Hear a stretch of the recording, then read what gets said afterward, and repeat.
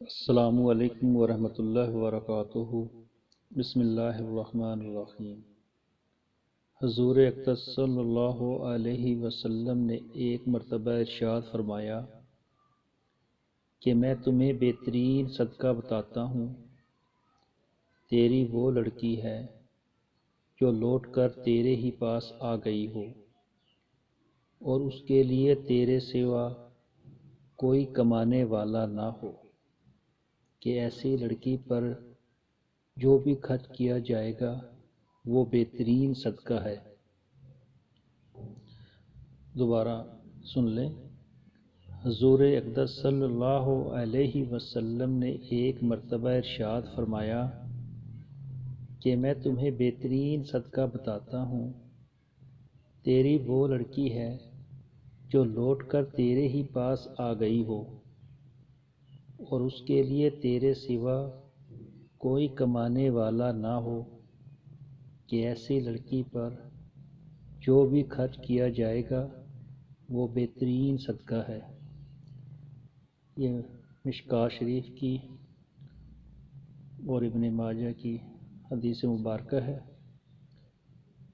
آپ اس کی تھوڑی سی تشریح کر لیتے ہیں۔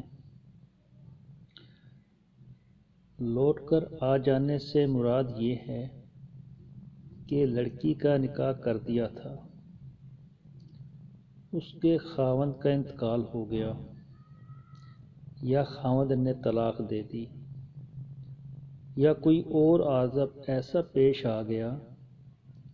جس کی وجہ سے وہ لڑکی پھر باپ کے ذمے ہو گئی، تو اس کی خبر گیری، اس پر خرچ کرنا افضل صدقہ ہے، اور اس کا افضل ہونا صاف ظاہر ہے کہ اس میں ایک صدقہ ہے، دوسرے مصیبت زادے کی امداد ہے، تیسرے صلہ رحمی ہے، چوتھے اولاد کی خبر گیری ہے، پانچویں غم زادہ کے دلداری ہے کہ اولاد کا ابتدا میں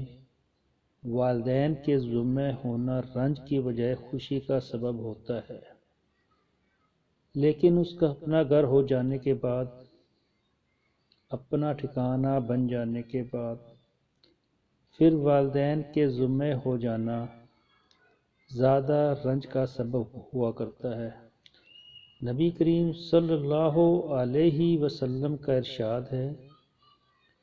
کہ جو شخص کسی مصیبت زادہ کی فریاد رسی کرے